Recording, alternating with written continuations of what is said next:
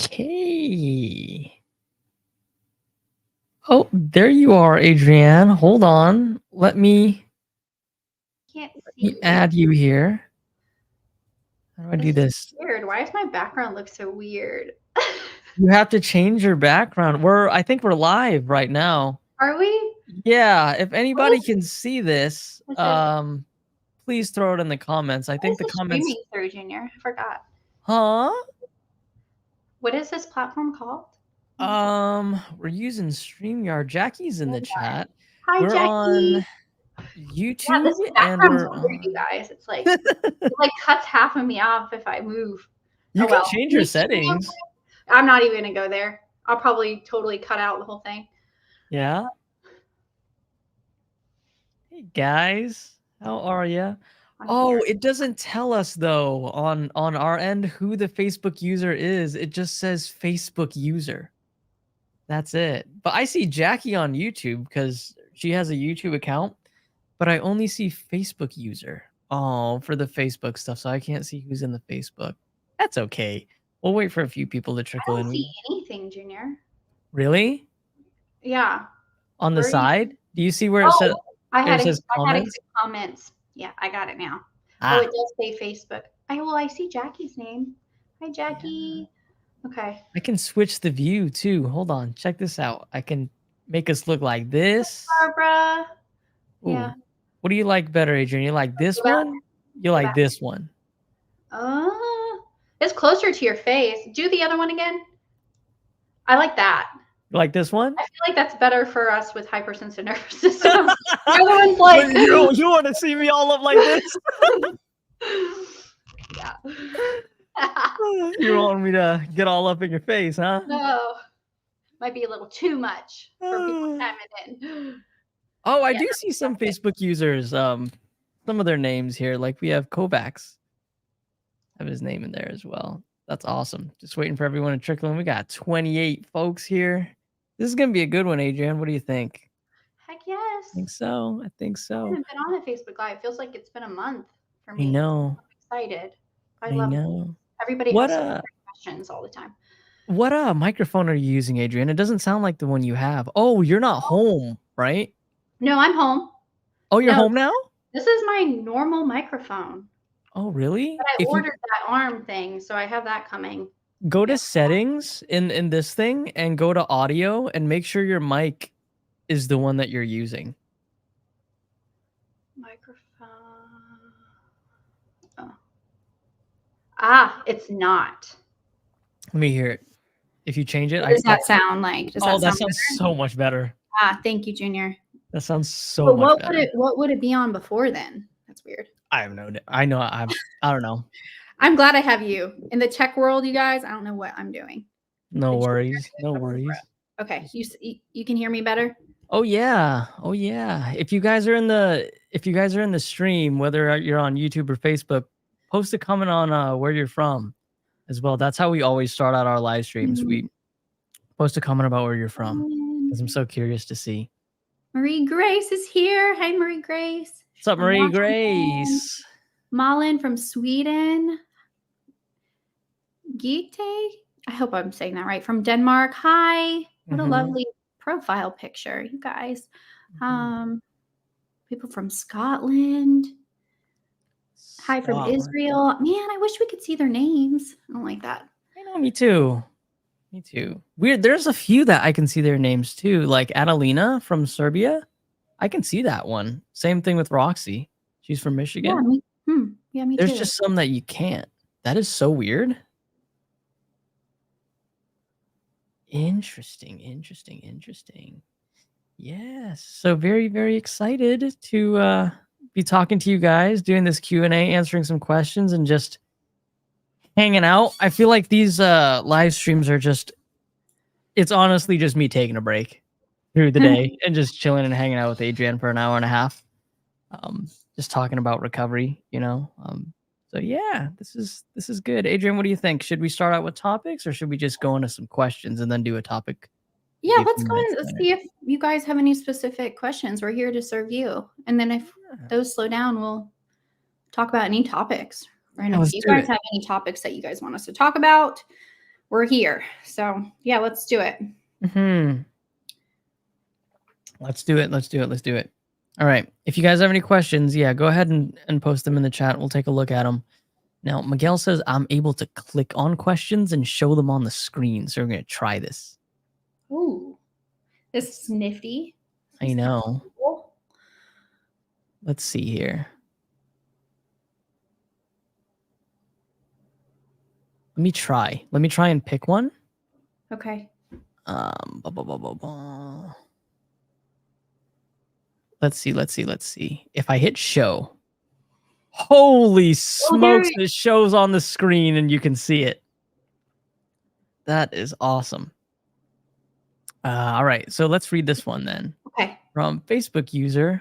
Oh, like half my face is cut off. Hold on. Oh, no, it's fine. I guess you don't need to see my face. I can see you. We're good. Oh, you can? Yeah, we got it. Okay, nice. Okay, so this one says, hi, when I got sick last December, I was very severe and bedbound, so I had to let go of all expectations and all structure and just literally live moment by moment, day by day. Excellent. It was kind of nice to release all the pressures, to be honest, but now I'm starting to get functional again and realize I do need some kind of routine to ground myself and just to be productive, but I struggle a lot. I am all over the place and have a hard time with consistency of any kind. Any advice on this as trying to reintegrate? Yes. So this is something that I went through towards the middle and the end of my recovery. So in the beginning of recovery, it's quite easy to stick to a routine because you don't have much capacity to do things, right? Your capacity is much lower, so your life is much simpler because you have to essentially focus on the bare basics, because you're just essentially meeting your needs for survival at that point when you're really low in recovery and you're just starting off. The thing is, as you recover more and as you heal more, old stuff starts to come back, right? Old habits start to come back, old ways, old behaviors, old patterns, what have you. Those things start to come back as you go further and further along in recovery. So what we teach in the program, especially recently, and Adrianne, you and I had a conversation with the other coaches about this last night, is really flipping your experience of the illness on its head, especially in the later stages of recovery. And what that means is you cannot come out of recovery the same way you went into the illness. It's literally impossible to come out of the illness the same exact way that you were going in to the illness. So you kind of want to ask yourself and kind of look back in time a little bit of when you first started getting sick, and things started going downhill and you started experiencing all these weird symptoms. At that time in your life, at that time in your illness, what were the behaviors, what were the patterns, what were the traits, what were the actions that you were doing during this time? Were you very pushy? Did you lack routine? Were you doing this? Were you doing that? Was life very fast paced? Were you all over the place going into the illness? Because what happens is you go into the illness and then you hit a dead end and things start to change and you turn around and go the other direction and you start coming out. But as you start coming out of the illness, you're going to encounter these same exact roadblocks that you had going into the illness. But the thing is, if you want to get out for good and you want to stay out for good, what you need to do is kind of go back in time a little bit and ask yourself, hold on, at this point during my illness, when I was going downhill, when I was in this specific spot, dealing with this specific thing, how did I do it? I went really fast paced. I was all over the place, no structure, no routine, no blah, blah, blah, whatever. All right. How am I going to do different now? You have to do the literal exact opposite of what you were doing going down in the illness. As you're coming back up, literally do the opposite. That's how you keep making progress going back up. So if there was a lack of consistency, if you were unstructured, if you were all over the place going down in the illness, then coming up, once you hit that same roadblock, there does need to be a little bit more structure. There does need to be a little bit more routine. There does need to be a little bit more consistency. as well. And this is something that you're probably dealing with, that you've dealt with before, but you did it the opposite. But now we're going to do it the right way, the healthy way, the different way, the opposite way, in order for you to climb out. Now, how that's done, consistency is practiced little by little in minute chunks every single day by the small things that you do every single day. If you take a look at it from a broader scope and you try to zoom out and say, okay, I need to do all of the things, that's going to create overwhelm and possibly result in procrastination because it's too overwhelming for you. So you want to chunk it down little by little. So instead of thinking about how I can be consistent every day, think about just staying in your 3-foot world, just the world right in front of you, and say, what are the things that I can do right now, maybe a few hours at a time throughout the day, that can keep me consistent instead of worrying about being consistent day after day. So if there's a certain trait, if there's a certain routine that you'd want to follow in the beginning, make it more generalized. It doesn't have to be so rigid, and do it maybe a few hours at a time. Okay, in this little bubble of a few hours, I plan to do this and this. And then in the next bubble of a few hours, I plan to do this, this, and this. That's much more sustainable and easy than making an entire list for a day and trying to follow that day after day after day. So I hope that helps you with that one.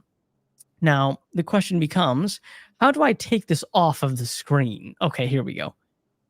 Hide. Very good. I can see myself now. I hope that helped. But yeah, I mean, I noticed to stay consistent with something, it had to be something that I wanted to do. So start with things that you prioritize, small things that you want to do. Because if you're forcing yourself to do things you think you should be doing, you're never going to be consistent. It's going to be a constant resistance, a constant battle. And it's hard to keep going when you're doing things that you don't genuinely want to do. So pick some top priority, small things to start off with and be consistent with them. So I like this one. Yeah. Look at this one here. This one's from Carlos. Can someone recover using brain retraining alone? Yes, you can recover using brain retraining alone. Absolutely. It is more difficult if you do it that way, though. And the reason why I say this is because this is not just a brain condition, right? The mind and the body, I don't like using that phrase. On a more scientific level, it's the brain and the autonomic nervous system relationship connection, right? So if it's a brain and autonomic nervous system relationship that's both being affected, then just merely using the brain part to heal doesn't make full sense to me. You have to heal both at the same time because they both hold hands with one another all day, every day. And this has happened since you were born. And they kind of make a pact, right? They make a deal with one another, the brain and the autonomic nervous system. And they say, hey, autonomic nervous system and brain, whatever happens to you happens to me, and whatever happens to me happens to you, and vice versa. Sure, brain retraining can work and can be very effective, but brain retraining without supporting the physical body at the same time can prove to be very difficult. That's the thing. And just working on the physical body at the same time with neglecting the brain retraining can also prove to be extremely difficult. Anybody who's in the program knows that I preach about the B word a lot, which is balance. And balance is equality on both sides. So for me, the easiest way to recover is to attack this from both sides, using brain retraining whilst supporting your physical body at the same time. Your physical body doesn't have to go through hell while you're just fixing your physical or while you're just fixing your brain. And your brain emotionally and mentally doesn't have to go through hell while you're fixing just your physical body. Make sure you recover the two together. So what I mean by that is the core of the work that we do in the program is brain retraining and nervous system work. It's controlling the response. It's controlling how we respond to symptoms. It's regulating the nervous system. It's rebalancing out the things that are imbalanced.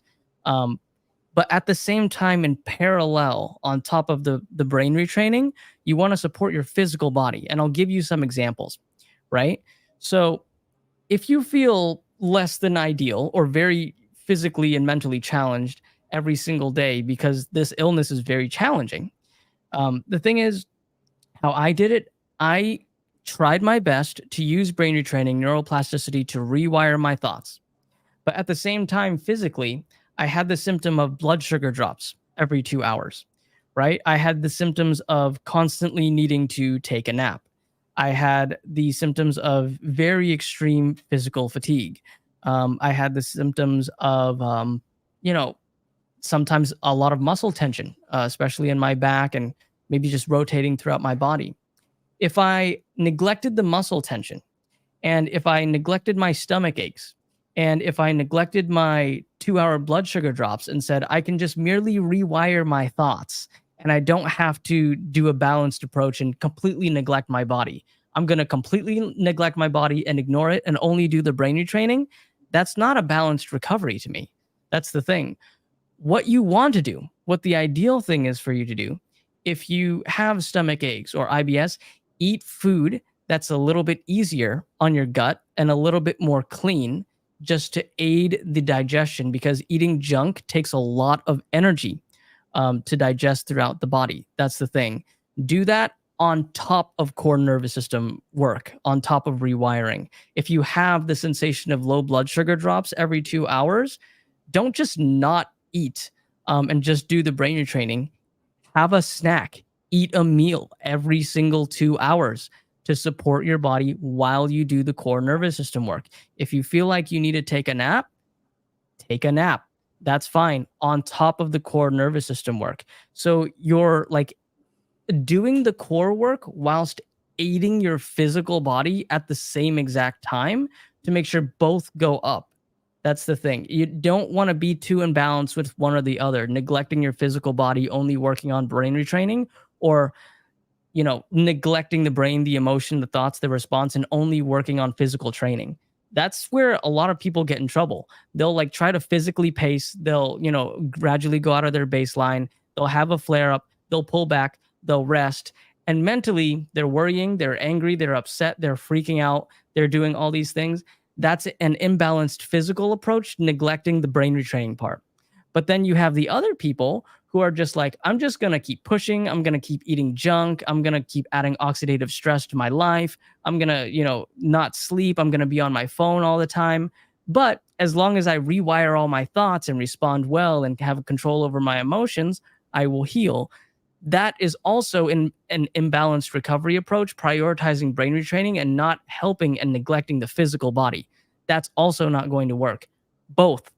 Do both, because this is brain autonomic nervous system connection. They both hold hands. Whatever happens to one happens to the other, and vice versa. You need to recover both. That's the thing. So do the core nervous system work. The core of it is brain retraining, is neuroplasticity, is rewiring the thoughts. But on top of that, supplement it by helping out your physical body so you don't have to go through hell physically, and aid it a little bit while you're doing the core nervous system work. That is the most comfortable way to recover. And it's the quickest way to recover on top of that. It's all about balance. All right. So, sure. To answer your question, can someone recover just using brain retraining alone? Probably, but it's not going to be easy. That's the thing. All right. So I hope that helps, Carlos. And Junior, there's not a lot of programs that have this balanced approach. I mean, I can look back and all of the doctors that I visited, psychiatrists, I mean, they tell me, because my biggest symptom was POTS. So I wasn't physically capable of really walking, you guys. I mean, I was bedbound, but I remember all the doctors just saying, okay, well, you just need a graded exercise program. This is going to be a marathon, not a sprint, but you need possibly a physical therapist. I mean, they were throwing all of these different doctors, specialized doctors at me. But at the same time, I was like, they were neglecting the mindset, the mental part. So I think a lot of us here have heard that. We've had friends and family, we'll just go for a walk, go to the gym. Okay, well, I feel depressed. Well, go to the gym. That'll make you feel better. And that's neglecting the mindset. So in this program, we take both of them into account, and we've seen that the mindset has to have a solid foundation first before we can increase any physical activity. And that's what's missing with a lot of these programs. I see it both ways, neglecting the physical and just working on the mindset, just like your question just now. So it is a game of balance for sure. Absolutely. Great answer, 100%. Junior. Thanks. Appreciate it. And I'm not against supporting the physical body while you do the brain retraining work. That's the thing. See a lot of people that are not for it, that are against Western medicine. Use whatever tools or aids at your disposal to help crutch you a little bit to make the experience of recovery easier whilst you do the brain retraining work, right? I'm not a doctor. I can't tell you what supplements or medications to take, but if something is working for you, that is a supplement, or maybe you have been prescribed a medication, or you're doing some sort of modality that does make you feel a little bit better whilst you're doing the nervous system work, I am absolutely not against that at all. That is actually good balance. That's supporting your physical body while you do the core nervous system work. And that's the whole point of this. It doesn't have to be this black and white approach of there's nothing wrong with your body. Your body's completely fine. Just do the brain retraining and you'll recover 100%. Or, the other way around of like, I need to fully fix my body before I can start brain retraining. It doesn't have to be that extreme. There is a gray area, and the gray area touches both. Whatever helps you, helps you. All power to you to help you, but do that as a supplement to help the core brain retraining work. That's how you get out of this. It's a multifaceted approach for sure. Okay. Right, Adrianne, you want to pick one? What do you think? How do you get it up on your screen? You're going to have to do it. If you put your mouse over it, it says show. Or is that just me? Hold on, it's just you. So pick one and I'll read it.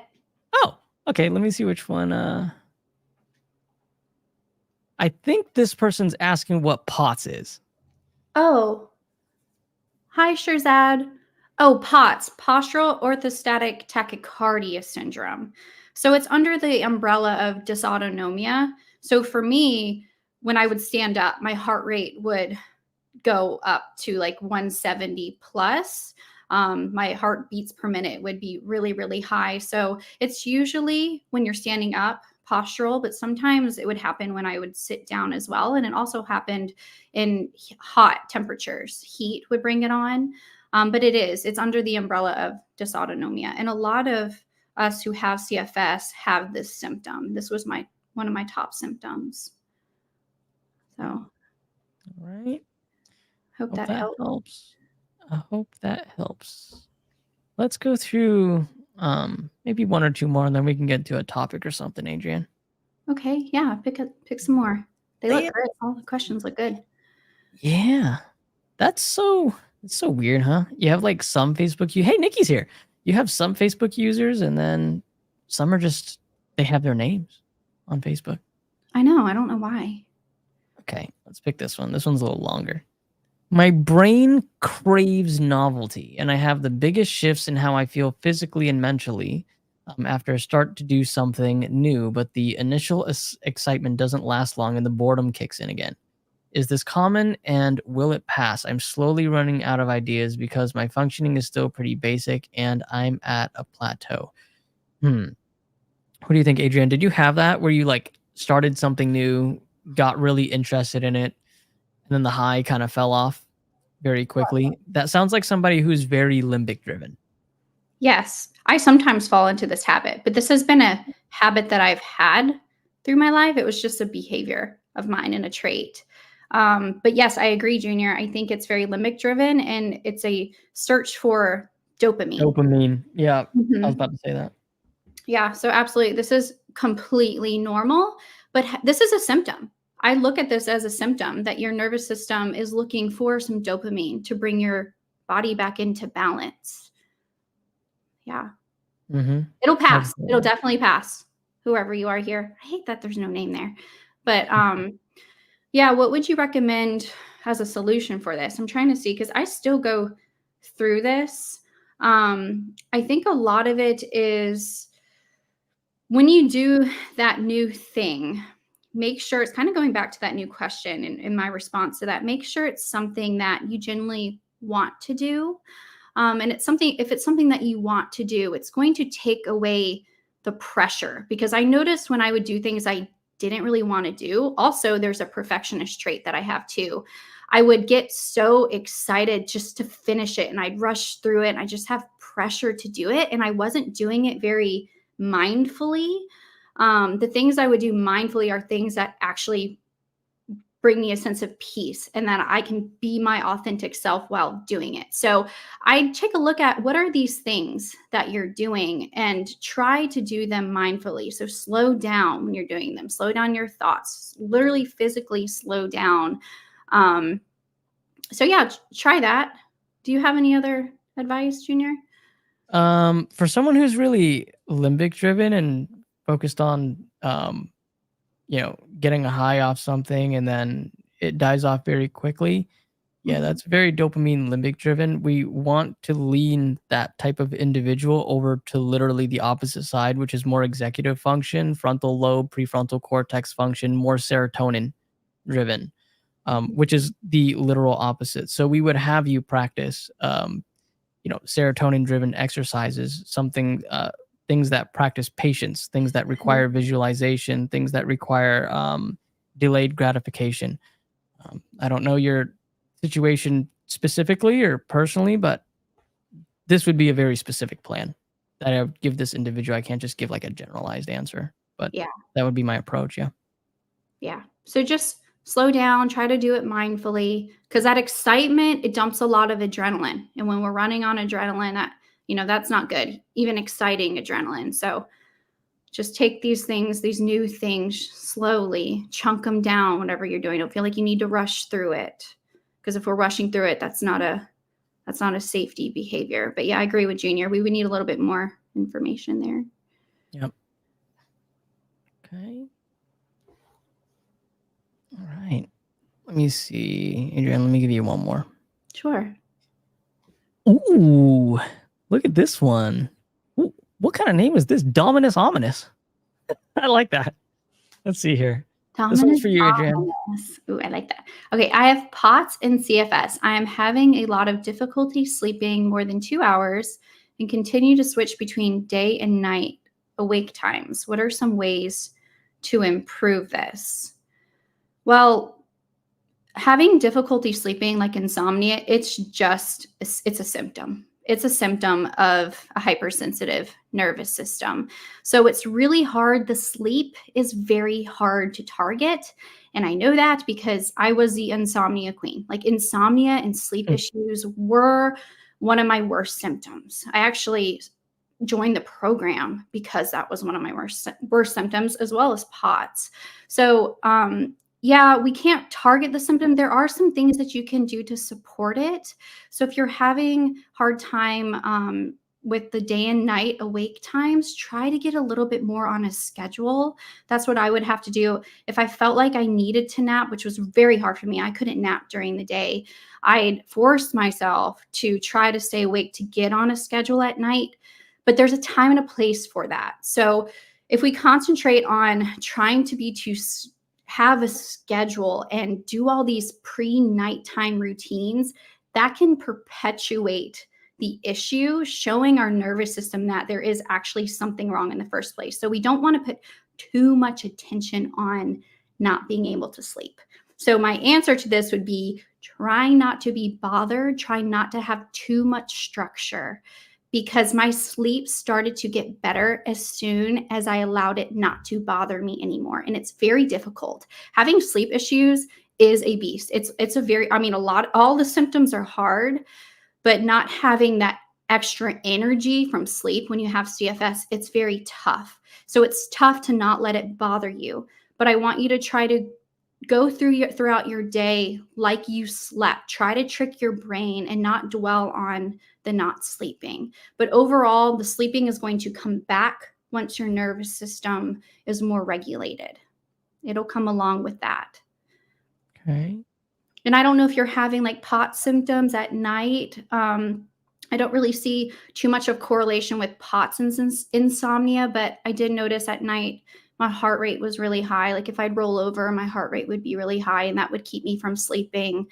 And I would want to target my the POTS symptoms first, try to get my heart rate down, then maybe I'd sleep. But that's not the mentality. We need to calm down our nervous system as a whole, and then the POTS will start getting better and the sleep will start getting better. If we continue to put Band-Aids and try to target these individual symptoms, it's not going to work that way. And I was also on, let me just tell you, disclaimer, I'm not a medical professional, but I was also on medications to help me for sleep. And it definitely helped me. Right. Awesome. So we can get into some topics here. Hold on. You sure we don't have any more questions? What's up? No more questions? Don't have any good ones? Yeah, we got a few, but we can go into some topics and then go into some questions. Hide current comment. Yes, this is how I do it. There you go. There you go. I don't like that it like covers our faces. I don't mean either. Oh man, I shouldn't have drank all this water before this call started. Now I gotta go pee. It's all right. I'll go in a few minutes. No, it's fine. It's fine. I can hold it. I'm training my nervous system to hold my pee. No. Rewire it. That's right. Not good. We don't want to do that. Listen to your body. Speaking of that, I remember this is off topic. I'll go into the topic right after this, but like I just had like a memory. I remember one of my symptoms, I had to pee like every 20 minutes. At one point. Oh my God, man. Like, and every time I would drink water, like 20 minutes later, it would just all come out again. Like Preston said the other day, sometimes he would pee. He doesn't even know where the water comes from because he would just have to pee. Like at some points it got so bad, I thought I had like a UTI because with UTIs, it kind of hurts when you pee a little bit and you have to pee like every 5 minutes or something like that.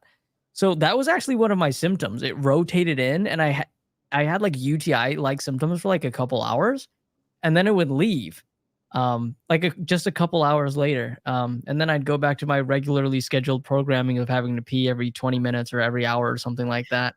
And then it flipped on the other side. And there would be days where I didn't pee like at all.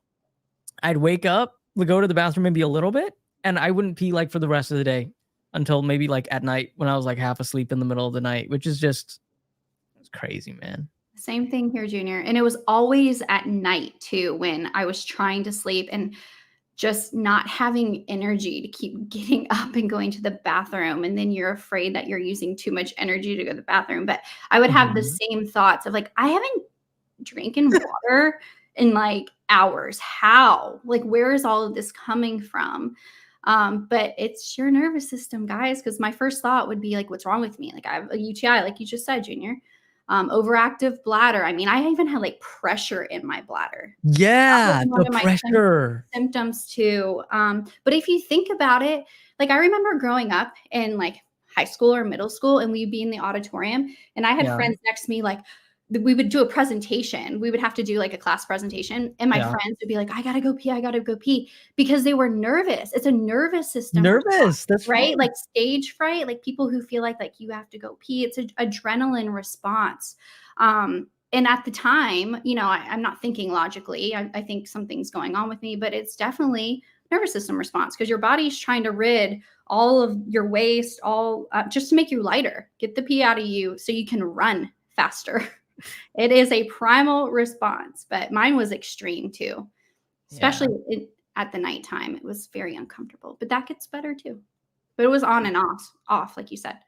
Right. I don't miss the pee symptom at all. No. So, there's a lot of stuff that like I had light bulb moments about, right? That I just never rooted back to the nervous system until like I asked the question of hold on, what happens to regular people when they're really, really, really, really nervous? And that's probably a product of a nervous system going into a heightened state. And like you said, Adrianne, some people pee their pants. Yes, when they or get nervous. throw up. Like, Or I've had friends yeah. before say, like, "I'm nauseous. I'm gonna I'm throw gonna up. throw up Yeah. from stage fright or anxiety," and we forget about these things. Like, these are normal responses. Like, there's Mhm. nothing wrong with you. Like, your nervous system is working the way it should. It's just that switch is flipped on and it's not flipping off, right? There's that smoke alarm keeps going off, but they're normal responses for the average person. But what happens is they feel it and then it goes back to normal, right? It goes back to neutral or more into a parasympathetic state, but ours stays up there. That switch stays on. But it's normal. It's It working just is fine. totally normal. You know what's funny is that when we are normal, right? Mhm. We don't think twice about it because we actually subconsciously like correlate it with the nervous system. Because we Yes. say, "Oh, if my friend's nervous, oh, I'm gonna pee my pants." I automatically think, as a normal person, you're nervous. That's why you're about to pee your pants, or like I'm about to poop my pants. Because some Yes. people actually poop their pants because they're nervous. Like Yes. my first gut instinct, if this person's about to go on stage and make a speech and he says, I feel like I'm gonna throw up, or like I feel like I'm gonna pass out, or like I'm so shaky, right? Like my hands are shaking because I'm about to go on stage. My first reaction is you're nervous. Or Mhm. maybe someone has a speech or a presentation the next day and they can't sleep, Yeah. right? Yeah. Um, they're nervous. That's the thing. When you see someone like you love, or you're walking down the aisle, or you're watching your wife or husband walk down the aisle, and you get weak in the knees, and you Mhm. get shaky, and you feel like you're losing energy, Mhm. you know, you're nervous. It's the nervous system, and as a normal person, that's like subconsciously we know that. But when we go into a hypersensitive state, all of a sudden you pee in We your don't know. pants, you pooping, your stomach We're hurts, thinking you we're can't dying, right? sleep, yeah, you're shaky, you have no energy. All of a sudden, what's going on? What's happening to me? Because we no longer correlate that with nervous system anymore. We correlate that with something's terribly wrong with our body, but it is. It's the nervous system. We kind Yeah. of just forget that, because it's at such a increased Mhm. debilitating and challenging level that we now start to doubt that the nervous system can do it at that level. For But that long. for that long, for chronically, exactly. But when we start to understand that it is possible for the nervous system to really turn up the volume on those things, to that level, at a chronic level, you start to understand, it is. It is the nervous system. It is the brain. So that is just absolutely fascinating to me. Like us now, Adriana, as normal people, right? Mhm. We can get these nervous system symptoms and we just correlate it back to you're nervous. But when it gets turned up to a certain degree, all of a sudden, is it It's nervous? no Is longer it? anxiety anymore. Yeah, it's Well, not that's anxiety anymore. It's more than that. And I remember telling my doctors that too. I don't have anxiety. This is more than that. And yep, me too. technically, I was right, because it is not anxiety. It's past that.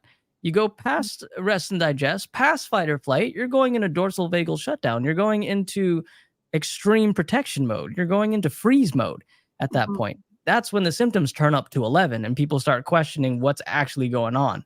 Is it nervous system, or is it actually something terribly wrong with my physical body?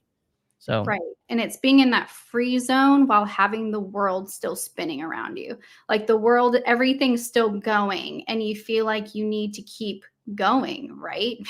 mhm, And you feel frozen, just frozen in time, and, it's crazy what our nervous systems are capable of, that you can be in that switch can be flipped for that long and right. still keep you alive and keep you healthy, and that's what I've learned through this is how incredible our brains are, because all it wants to do is keep you alive, and it'll go to the extremes. So for Mhm, all of you who've been here for a while, had CFS for a while, your body is still going. It's strong because it's mhm, getting you through this, and it's in this chronic state. And a normal person, they be there for a couple minutes and they come down from it. So absolutely. super strong. Everybody here, just you got bodies that love you, you guys. They're still Mhm. going. Still Mhm. going. Still Yeah, going and chugging along. but That's right. don't gotta be in the state forever. We're getting you out of it. Right. Your Uh, nervous system needs a break. It's worked really hard and it needs a break. it needs a break. It really does need a break. So you guys got this though. Like Yeah, Adrian said, strong group of folks. so strong. I'm gonna go pee. I'll be right Go back. ahead, Junior. Go ahead. Let me see. Let me read another question. I can't pop it up here, guys, because I don't have access to that. Let me see. Let me pick a good one. They're all good, though. I like this one. I don't know if I'm pronouncing your name right. Gite? I feel briefly better when I get my aha moments or find a new approach. Is that also dopamine? Yes, that is. That's a dopamine response. And what that is you're getting the chemicals, the endorphins and everything. But that's great, and that's actually why we encourage you guys to celebrate your wins too. You might think they're small wins, but they're not. Any small win, we would love you to congratulate yourself and pat yourself on the back, because what that does is that gives you the dopamine, gives you those endorphins, and that is what's needed to get out of this. We need to look at the opposite, because our nervous systems are craving that. It's craving some sort of dopamine, but we need to do it in a controlled way and a healthier way. But having aha moments is a healthy way, Gite. So that's awesome. Celebrate the wins. Celebrate those aha moments. That's what we do in the program. And we take it very seriously because it wakes up that executive center in your brain. What are we talking about, Adrianne?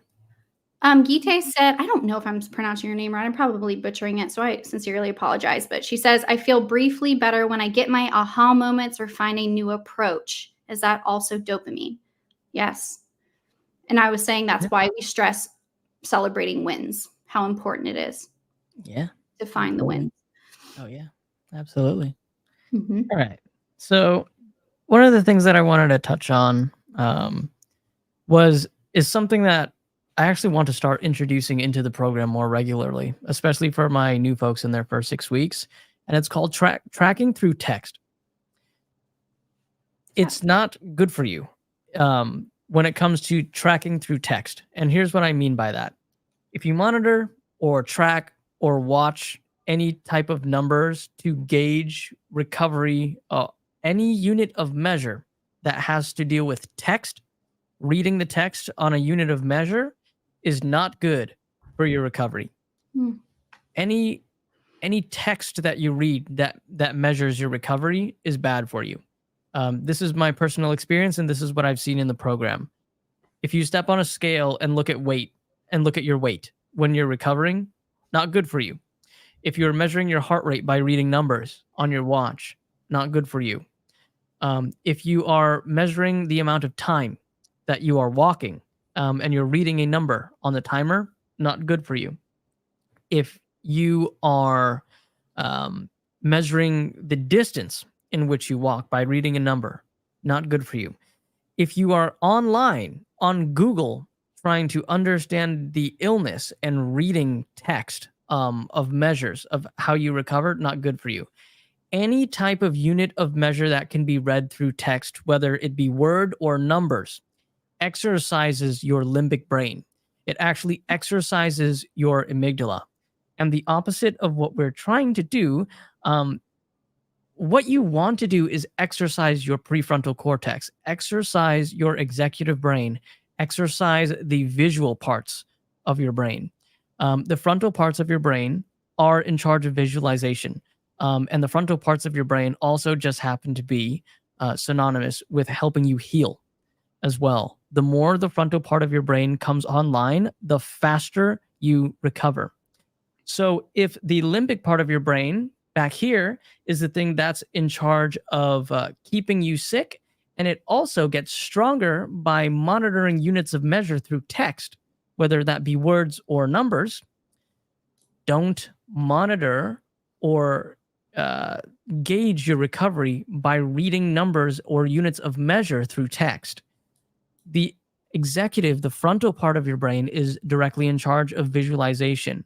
So if you are going to measure through visuals, not through units of measures that you can read. So for example, if you are walking specifically, or if you're doing physical activity, measure how much you walk using generalized landmarks, visually, using your eyes. Do not read your heart rate while you walk. Do not read your distance of how far you walk. Do not read how many steps you took for how far you walk. Use your unit of measure as peripheral imagery visualization. This is the thing that's going to exercise the executive part of your brain. So instead of walking, 200 meters, or instead of walking 500 steps, or instead of walking a certain distance or whatever, walk to the tree. Walk somewhere around the tree. And if you're going to walk a little farther, walk to the next tree, to the next house, to the next stop sign. I usually stop at this stop sign. Maybe when I expand activity, I'm going to walk a little bit past that stop sign to the house over there past that stop sign. That's using units of measure through visualization specifically. That strengthens the part of your brain that heals. If you've been measuring your progress by looking at numbers on a scale, your heart rate on the watch, how far you walk, the steps that you take, you're actually doing yourself a disservice because you're exercising the part of your brain directly responsible for making you sick. Don't do that. Stop doing that. In the first 6 weeks, we actually tell everybody that joins the program to not do that, specifically for that very reason. So if you are doing that, that's also another reason why we don't want people Googling symptoms. If you Google symptoms, if you go on WebMD, if you're reading text specifically correlated to how well you are doing in the illness, no go, not good. You are literally exercising your amygdala. And that's why we say as well on the first 6 weeks, if you're part of any ME/CFS support groups, if you are using WebMD, if you are Googling your symptoms and reading all day, every day, and giving yourself health anxiety about it, stop. Stop doing that. If you are tracking numbers through text, units of measure through text, stop doing that. Go off of how you physically feel. And if you're going to have units of measure, do it visually as much as you can. Visually, intuitively, and how you physically feel. Not by numbers, units of measure that you can read through text. That exercises your amygdala, okay? So that's just something that I want to throw out there that maybe a lot of you guys are doing that you should probably stop. Because when I was recovering, I didn't do any of that. And I didn't do it on purpose, understanding that that was the case. Okay. So, Adrianne, did you have any numerical or units of measure through text when you were recovering? Oh, yes. And it was just reinforcing that I was sick. And I had to get that out of my life. And that was with my watch, my Garmin watch. I'd be measuring my heart rate, be measuring my steps. I didn't really write anything down, only the plan that Miguel came up for me. I'm trying to think. No, I had my blood pressure cuff that I was measuring. Yeah. And it did not serve me. And I had to get rid of those.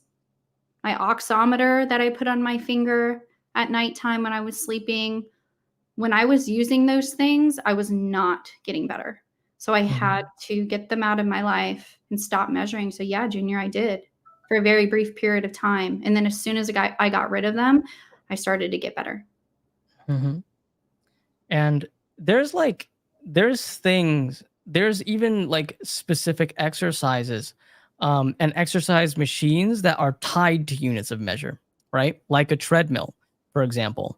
Correct. I have a treadmill in my house, and I purposefully did not use it because it was walking tied specifically to a unit of measure. Instead, I purposefully actually didn't walk on the treadmill, and I took laps around my house, literally, like to the hallway, back to the bedroom, back to the hallway, back to the bedroom, and I just did that a few times instead of, because when you're in front of the treadmill, you're literally just looking at a number the entire time. I didn't do that. I made it a point to not do that specifically. Your house can be your treadmill replacement. That's the thing. Even if you have to sometimes walk in a circle, or maybe just walk around your apartment, up and down through this and that. That's what I did specifically. I can use a treadmill now. that's fine. I don't have any debilitating fatigue like I did before. So I can use units of measure now that my brain is balanced. But before, when it was in a amygdala type state, absolutely not. Absolutely not. That was just my experience on that. So I think that's very important for everybody here. So look at your daily routines and your habits. Are you measuring things? Are you writing things down? Right? The analytical part of our brains, usually thrivers or individuals who are a little bit more analytical, tend to measure more. And we can use that to our advantage, but right now during recovery, it's really not serving you very much. So I remember when I was walking, I had a plan, a graded plan to walk through the program with Miguel. And every time I walked, it was, now looking back, Junior, it was landmarks.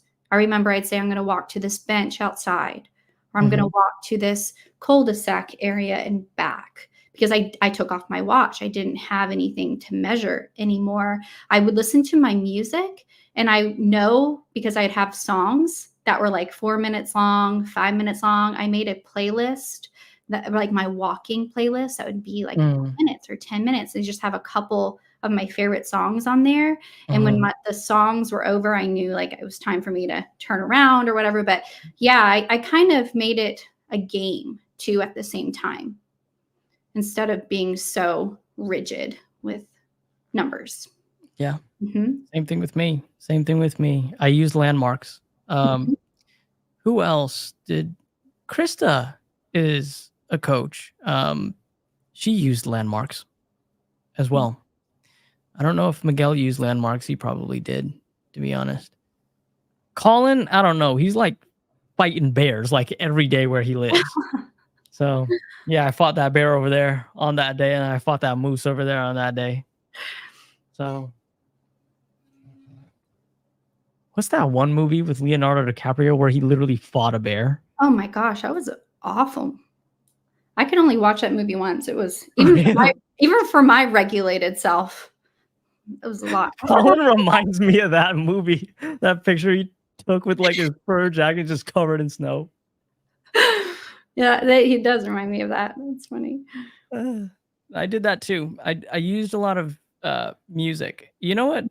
It's the reason that a lot of people use music and audio is because it acts as a replacement for your own thoughts. That's why.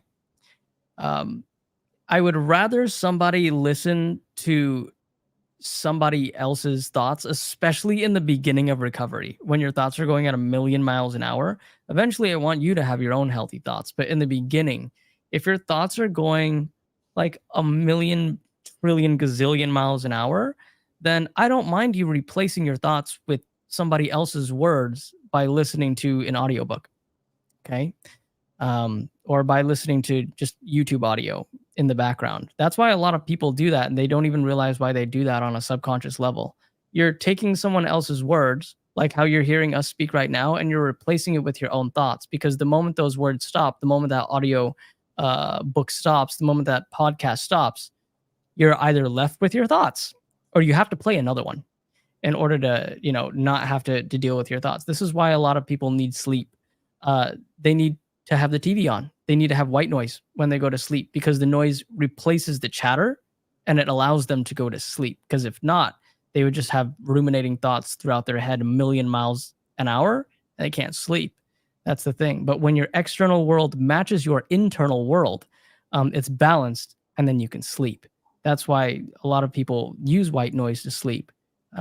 External world balancing internal chatter, and you're on the same neutral zero frequency. And that's why you do better in those situations. If you've noticed, a lot of people, specifically with anxiety, not CFS or fibromyalgia, maybe quite a few people actually with CFS and fibromyalgia too. If your situation becomes chaotic, if the chaos matches your internal world, people with anxiety and hypersensitive nervous systems actually are able to stay calmer in chaotic situations than regular people with regulated nervous systems, because the external chaos matches their internal world.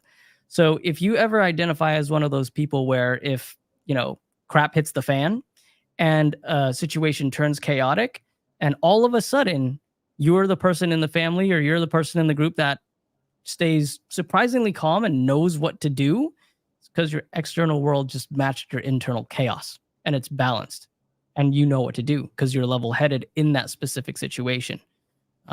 We don't want folks to have to do that, because honestly, that's just a sign of a hypersensitive nervous system, to be honest. We want you to be like everyone else where, crap hits the fan a little bit, and you want to have a little bit of an anxiety response so you can, protect yourself just like regular people, right? So there's that as well. We had a comment here. Let me say, someone said to refer instead of normal, regulated, and I love that you said that because it's true, right? We can say like normal people, but you guys, I think I said this on the last question and answer call. Normal people, like the majority of the people in this world, do not have regulated nervous systems. Nope. So we are looking for now an optimal, like we're trying to achieve homeostasis, right? We're trying to achieve an optimal nervous system. You will be the minority. The majority of people on this planet do not have a regulated optimal nervous system. So you will still feel anxiety, you'll still feel stress, but then you'll respond and then it'll be an appropriate time. Your nervous system won't get stuck there. That switch isn't going to flip for days and months. It's going to come right back down to homeostasis in a regulated state. So I just wanted to say that too, because we do say, I do like, I'm guilty of saying like normal people, but you know what? Like who defines normal, right? Who defines normal? It's a more regulated nervous system. So thank you for saying that in the chat. Absolutely. That's the name of the movie I was talking about. The Revenant. The Revenant. I saw that. Yeah. Hell no. If y'all are recovering, do not watch that movie. All right. Let me tell you guys a little something about content. Okay. There is specific content that is terrible for your nervous system if you're healing. All right. And this is the content that I would highly, highly advise that you stay away from if you're trying to have a optimal nervous system, like Adrianne says. True crime, anything that has to do with mystery, true crime, anything that has to do with ghosts, anything that has to do with dark energy, period, is terrible for your nervous system. Murder mystery, true crime, investigation, horror films, scary movies, anything that's remotely scary, horrible for your nervous system. Okay. For now, exactly. While you're recovering, it doesn't have to be forever. Negative news, horrible for your nervous system. If it's not happening in your 3-foot world, don't even bother thinking about it. If it's the end of the world, and it actually is, and it's going to affect you, someone will text you to take shelter. Until that happens, don't worry about it. It doesn't affect you right now. Okay, don't worry about the negative news. So really negative, dark television, dark content, like the news. Don't read negative posts on Facebook. That is terrible for your nervous system. It literally exercises your limbic brain way more than you think. Like you could read a negative post of someone suffering with this illness, and your limbic brain is just, yeah, I'm getting strong. I'm getting real strong. Don't do it. Like the music that you're listening to is so unbelievably important. Do you know why music is so powerful for neuroplasticity? Because number one, the lyrics that you sing out loud are you literally giving directions to your brain. The lyrics that you sing are giving directions to your brain. And why it's powerful with neuroplasticity is because not only are you giving verbal direction to your brain by singing these lyrics out loud, but you're doing it with music that directly influences emotion. So now you have words, directions to the brain, and it's linked with emotions. That's neuroplasticity at its highest level. Okay. So if you're going to sing, if you're going to sing out loud, if you're going to recite words in a song, make sure it's a positive song. Make sure it's a happy song, a hopeful song. None of this really dark energy music, very, very down music. If you're going to sing lyrics, make sure they're conducive to your healing. People don't realize how powerful the act of singing specifically is for neuroplasticity. All right. Wow. I just had a light bulb moment, Junior. I mean, think of all the times that I'm like, I can't even think. I don't even remember what I did yesterday. Like, what did I have for lunch yesterday? But I can remember a song that I heard like once when I was like 5 years old. But really, though, that just shows the power of music connected to memory. And the memory comes from the emotion from the music. So that's, wow, that's very powerful. Yeah, it's neuroplasticity in action. All that negative, dark content, get away from it. Even negative, dark music, get away from it. Anything polarizing online, anything polarizing, anything divisive, politics, religion, speaking about like wars or like anything that divides people, anything that's polarizing, get away from it. Get away from all those things, at least temporarily while you heal. It is so unbelievably bad for your nervous system. Anything polarizing or divisive, get away. Get away from it. We're not trying to teach you to be polarizing. The reason a lot of us are sick is because we have black and white personalities, aka polarizing personalities. We're trying to teach you to use your executive brains so you're not polarizing people anymore, so you can heal and sustain a healthy, long-lasting, thriving life. To not be polarizing people anymore. And if you don't want to be a polarizing person anymore and you want to be healed and you want to have executive function of the brain, you must practice non-polarizing behaviors by not engaging in polarizing content like that specifically. Okay? So Yeah. that's really important. What do you think, Adrianne? You got anything else? Any other tips? I mean, these might sound like surface level to you guys, like these tips that we're giving, but they're so powerful. Like looking back, I had these habits. Like I did engage in politics and I did engage in polarized content a lot of the time, and I get sucked into it too. And it would control me emotionally. And looking back, when I filtered that out of my recovery life, because that, I mean, it was with social media. I mean, the things I was looking at on social media, you know, things that would make me feel bad about my body or about myself, just the content I was consuming all the time. And I got rid of it. I mean, I even purged Facebook. I only followed the pages that brought me joy and the things that I love to do, right? Like I love doing handstands and I love history, and so I would follow all of these people that would give me a good feeling when I looked at it. And that was tough, but I did it. I made the decision and the choice to do that, as well as not looking at the news anymore, not watching shows with my husband. My husband and I love watching, you know, crime shows or like The Sopranos, things like that. And he asked me if I want to watch. I'm like, no, you know, I'm good right now. It's not serving me for now. Now, you know, I can in the future, but I made these decisions and it helped support my recovery so much, and the music. There would be times when I listened to music, like sad songs, that it would make me feel good. It was really weird. And I got away from that. Those were habits that I've always had that weren't serving me. So I learned a lot about myself, and I'm still learning. There's still things in my life I'm like, is that really serving me? Nah. Let me try to do the opposite. Let me try something else. Let me remove it from my life. People, friends, family, right? The same thing. That's, if they're not serving me right now, it's not good for my recovery. It's not supporting me.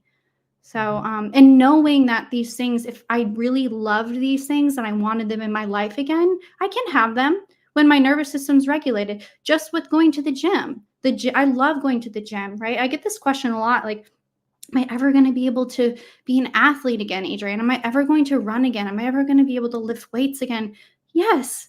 This is just right now. Let's not do that because it's not serving you. We're going to work your way up to it, but you will. If it's something that you want in your life, absolutely you can. You can have all these things. But when you have a hypersensitive nervous system, you gotta pick and choose what you're adding in your daily routines that are supporting your recovery.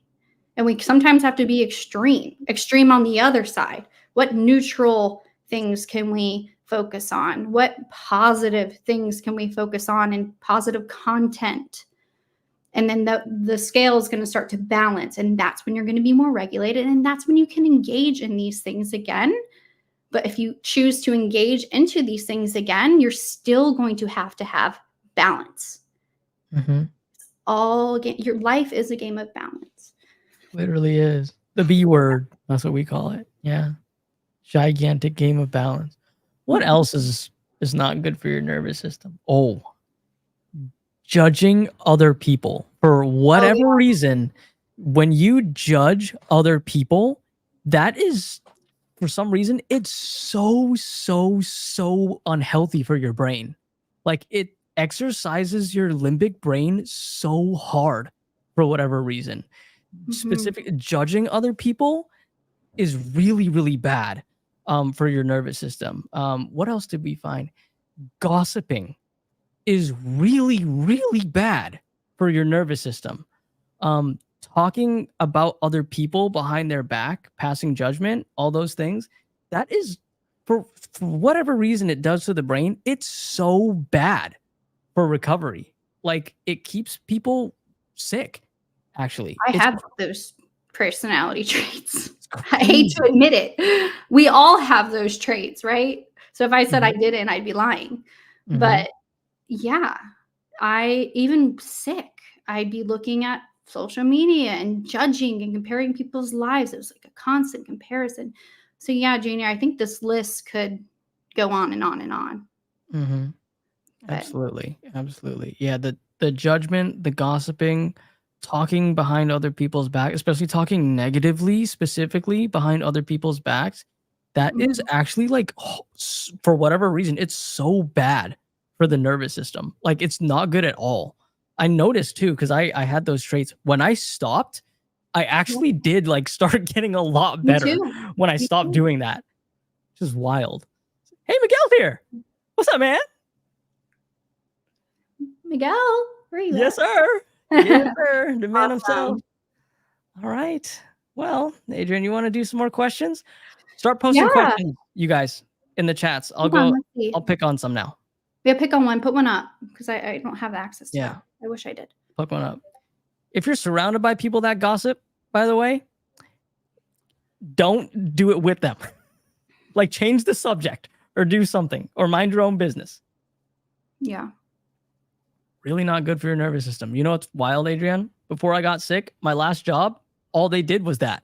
Mine too. I'm pretty sure it contributed to me getting sick. I didn't even realize that was the case.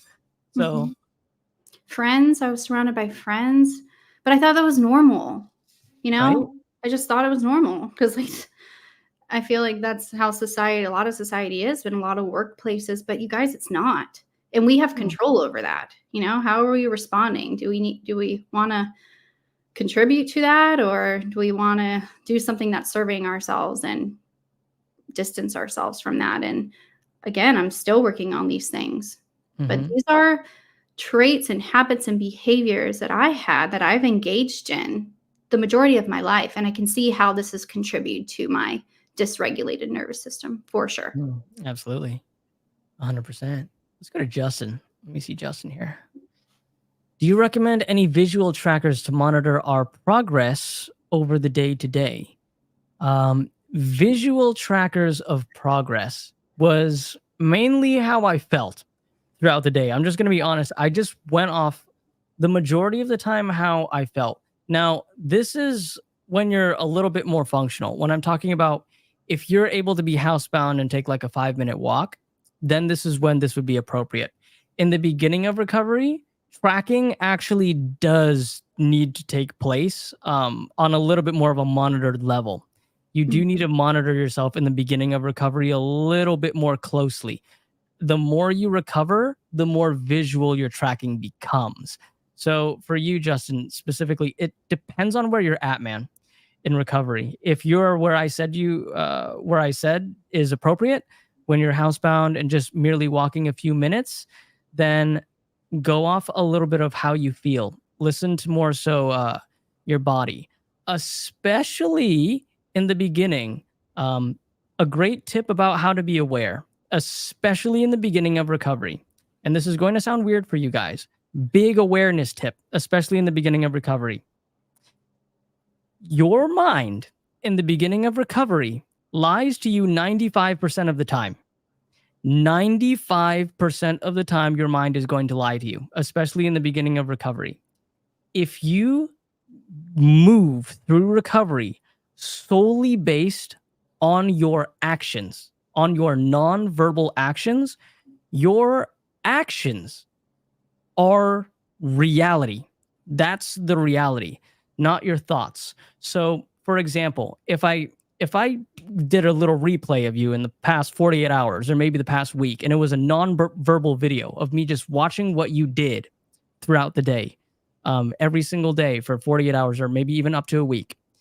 If I see this individual non-verbally waking up, maybe trying to walk a few minutes, and then pulling back and just hanging out on the couch and just chilling out and, not minding his day too much. And I see a smile here and there. And then I see them engaging in conversation with the family, like doing this, like nodding or whatever. And then maybe moving around the house a little bit more, taking a shower, doing some breathing and resting a little more and just enjoying his day. Cause I can tell if someone enjoys their day and responds well without hearing a single word. I can see it in your body language. I can see it in your facial expressions. I can see it in the way you move, the way you carry yourself. I don't need to hear a single word out of you. A lot of recovery is nonverbal, to be completely honest. So watch yourself for the next 48 hours non-verbally. If you could watch the replay of yourself, would that look like a recovering person or not? Because the reality, awareness is rooted in your actions specifically, not your mind. Your mind is fake 95% of the time. Your thoughts are fake 95% of the time in recovery. The reality is what you do.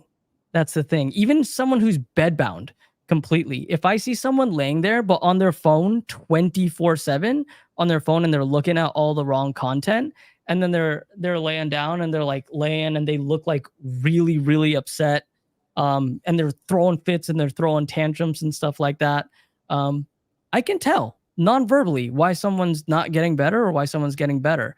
If we watch that person be on their phone half the time, and then the other half their time they're doing something else, like laying there, maybe practicing some breathing exercises or something, and then having conversation with mom, trying to keep themselves as calm as possible. I can tell even for a bedbound person non-verbally that that's someone who's recovering. That's a big awareness tip. And this goes for even people who are recovered. A huge awareness tip is reality is rooted in what you do, not what you think, because your thoughts can lie to you, especially in recovery. Okay. So, yeah.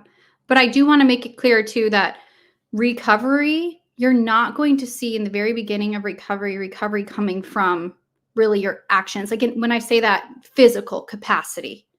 We cannot measure progress in the beginning with physical capacity because that comes second, right? So we want to measure how's our mindset? How's our mental state? That's the foundation. That comes first. And then your physical actions come second. Because there's many times when I would have family members, they'd be like, oh, well, you seem to be feeling a little bit better because you're in the kitchen, like making food, or you're walking around a little bit more. But internally, I was not feeling good. But my actions were saying different, right? And I think we've all been there where we have family or friends or coworkers that think we're okay because we're moving around and we're active, but we're really not. So there are things going on inside that we want to see a shift first, right? We want to see that mindset be more solid. And then that physical capacity is going to come along with that. And you're going to feel good for the first time doing physical activity. So that's the goal. But yes, Junior, I do agree. But there is a point in the beginning where actions sometimes are hard. The brain is like the mindset has happened. You've had mind shifts and it's working internally, but you don't see it externally yet. So if you haven't seen anything change externally with like symptoms or with your actions, that's okay. That's normal too. In the beginning of recovery. Yeah, absolutely. Stabilizing of the mind is an action in itself. Absolutely. That's true. Yes. For sure. Absolutely. Awesome, Adrianne. Thank you. What else we got? Let me see. Loom. Who is it? Is this Stefan? I don't know. He asked the gossiping question. Let me see. Haven't heard that one before. The gossiping stuff. Why do you think it's so taxing on the nervous system? Because you barely have any fuel in the tank for yourself anyway. So to prioritize even thinking about or talking about somebody else, I'm pretty sure the nervous system's like, what the heck are you doing, man? You barely have it in you for yourself to take care of yourself. Now you're worrying about other people. That's not the way to go. And it taxes your nervous system. Your nervous system's almost trying to communicate with you like, hey, man, focus, worry about yourself. Worry about yourself. You barely have it in you enough in the tank for you anyways. So that's what I think is happening. Yeah. But yes, it's very taxing on the nervous system. So what do you think, Adrianne? You got one? Let me see.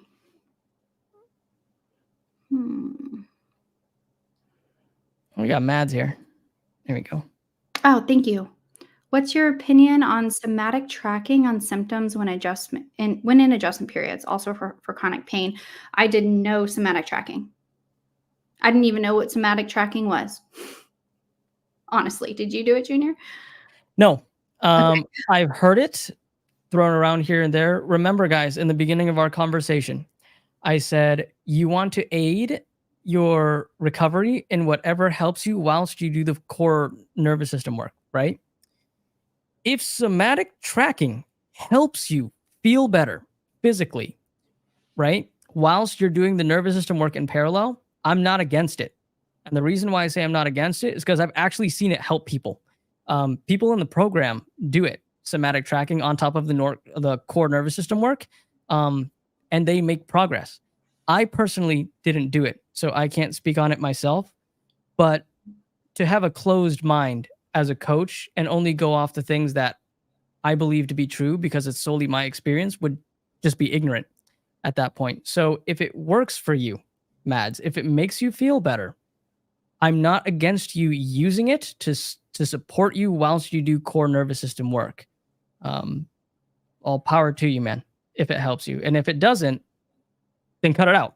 So, I mean, that's just how I see it. So, but I'm not really well versed on that, Adrianne, to be honest.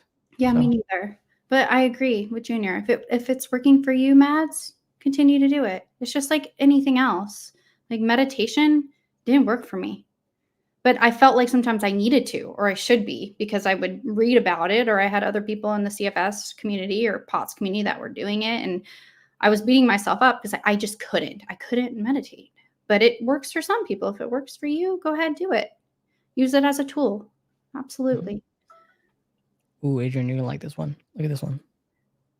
Is POTS, yes. Is POTS resolved on its own often as we calm the central nervous system? I would say no.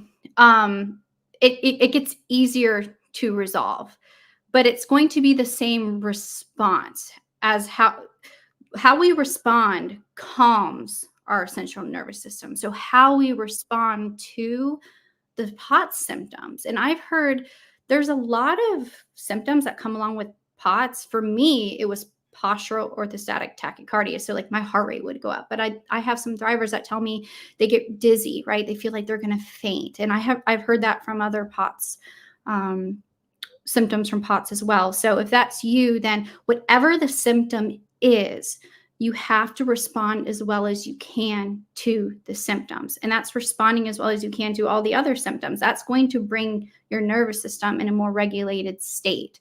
So what that looks like for POTS, like for me, for example, when I'd stand up, I used to freak out.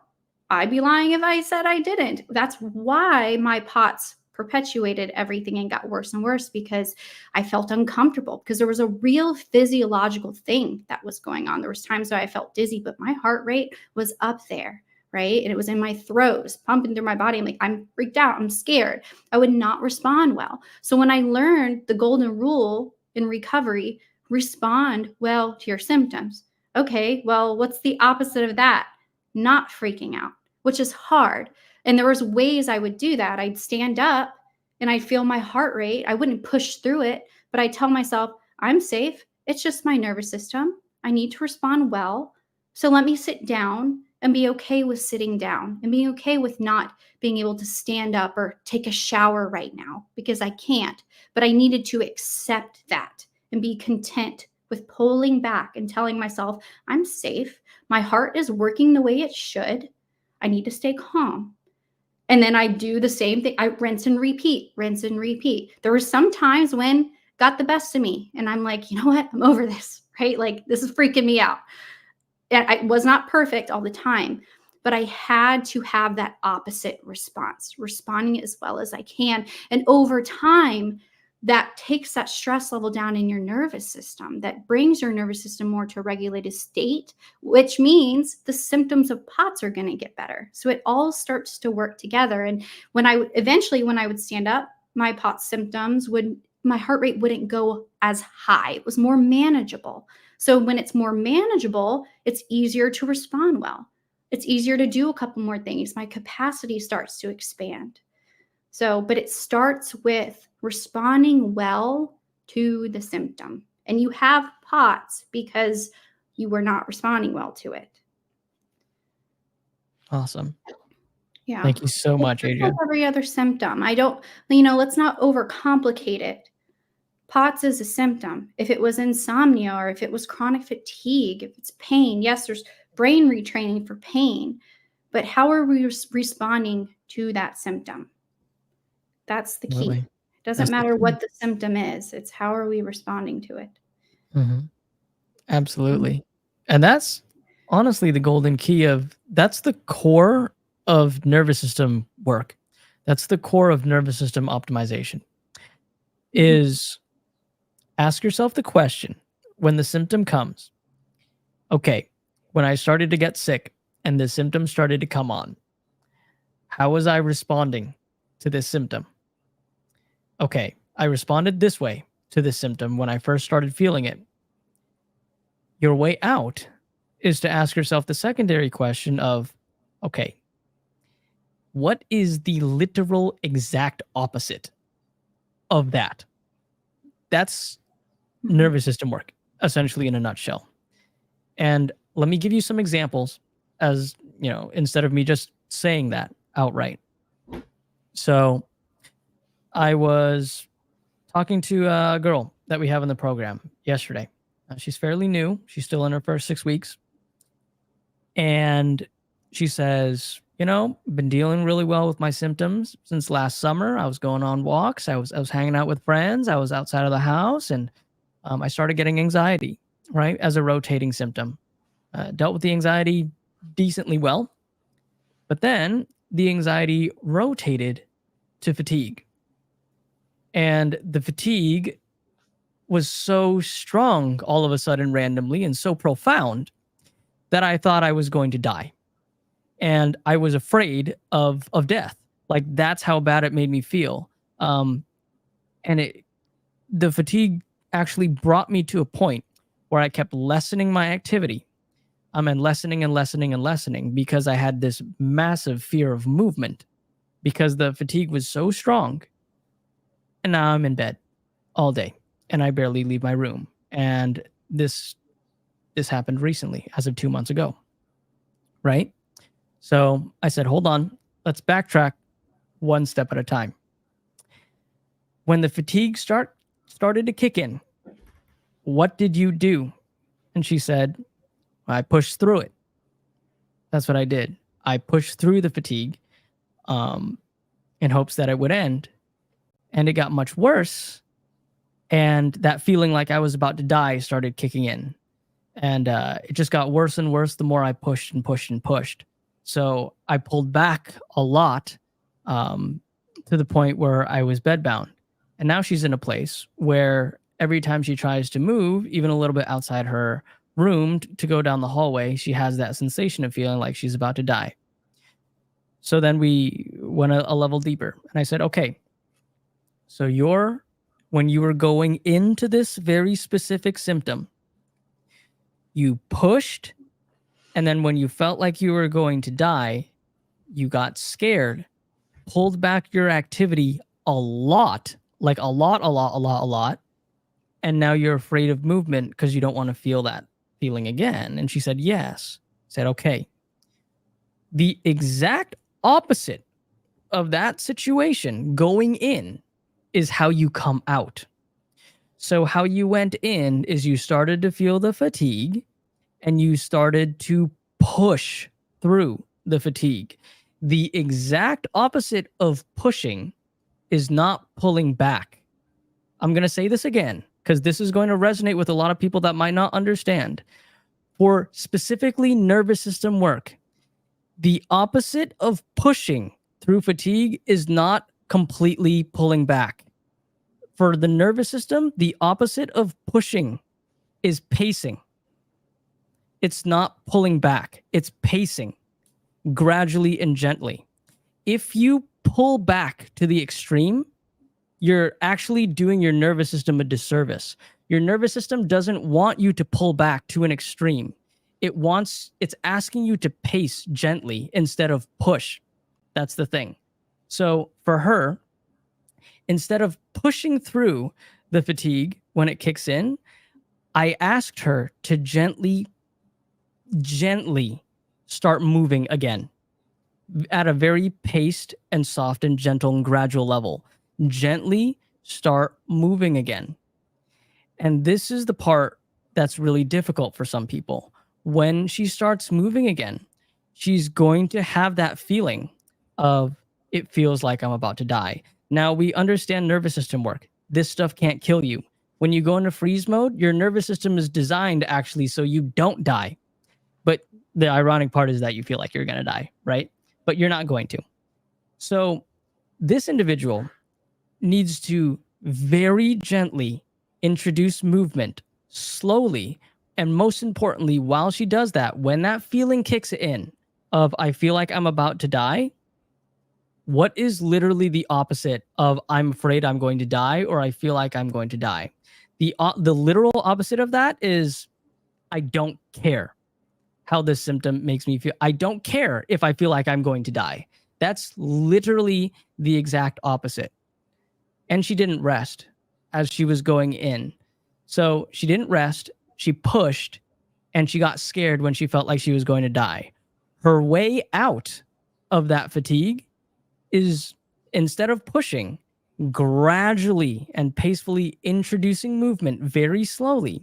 And when the feeling of I'm going to die kicks in, she needs to reinforce that with the opposite of no, I'm not. No, I'm not. No, I'm not going to die. I'm not going to die. I'm not going to die. I'm not going to die. It needs to be the opposite.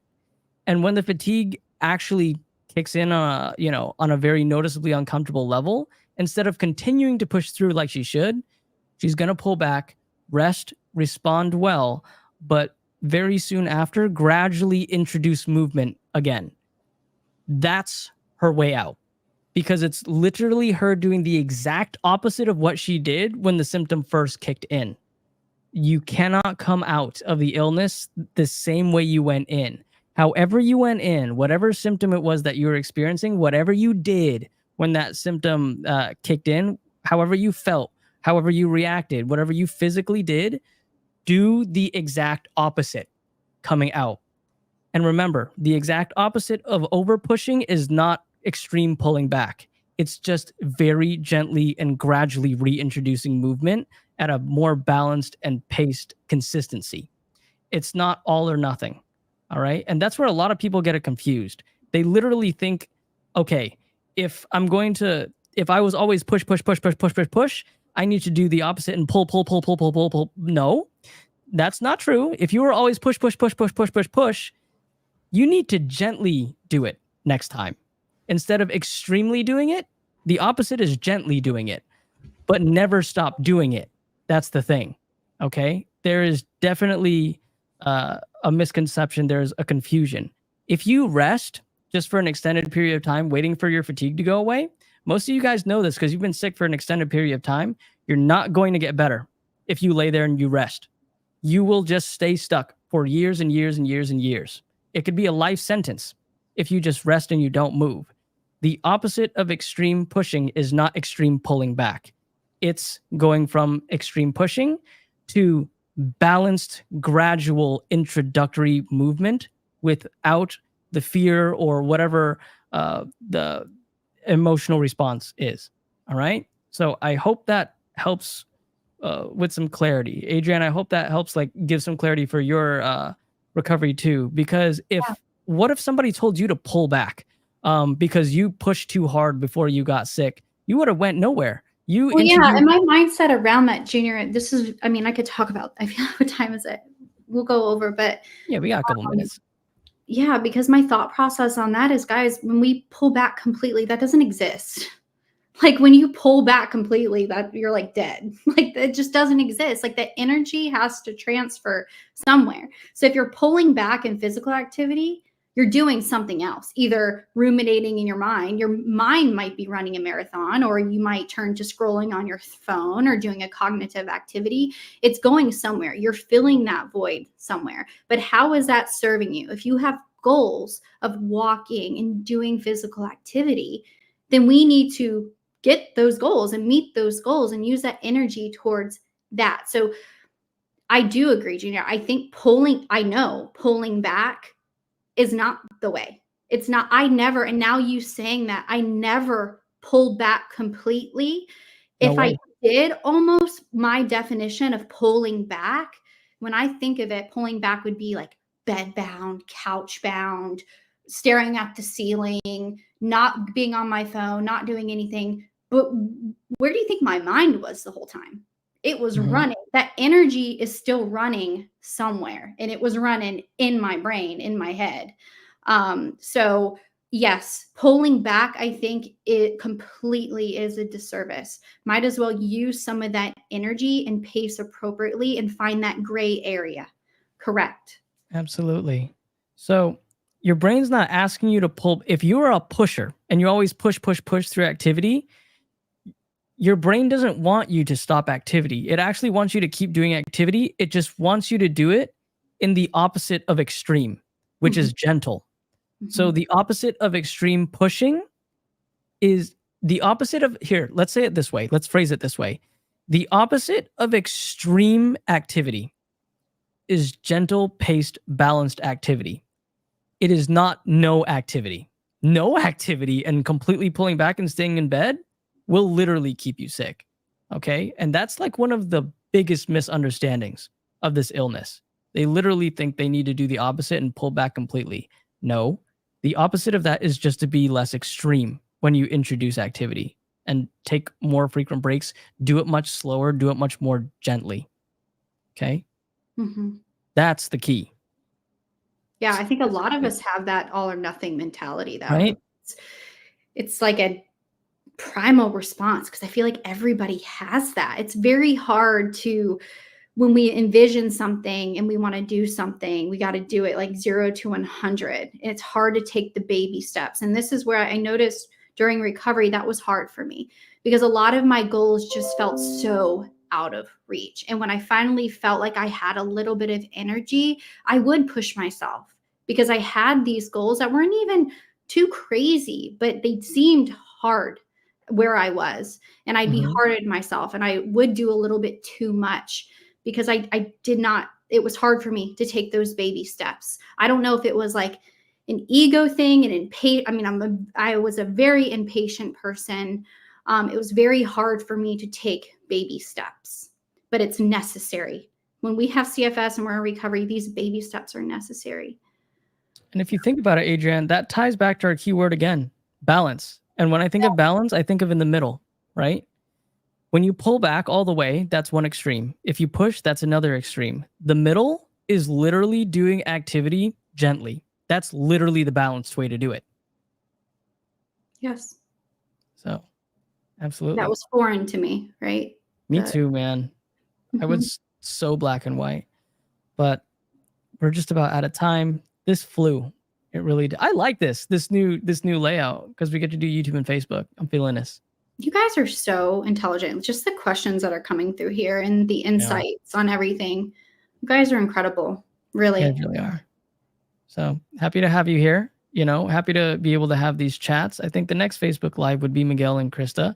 They're going to drop some knowledge bombs on you as they always do. Miguel's nickname is Migs. So moving forward in the YouTube channel, I don't want anyone referring to Miguel as Miguel anymore. You call him Big Migs in the comments or nothing. All right? That's what we're going to do moving forward. Big Migs. That's what we're going to call him. No more Miguel. You hear that, Miguel? Okay. I hope you're watching, man. All right. Thank you guys so much. Call everybody. Keep up the amazing work. And if I don't see you, happy holidays to all of you. Yeah. Happy holidays, Merry Christmas, Happy Hanukkah, whatever you celebrate.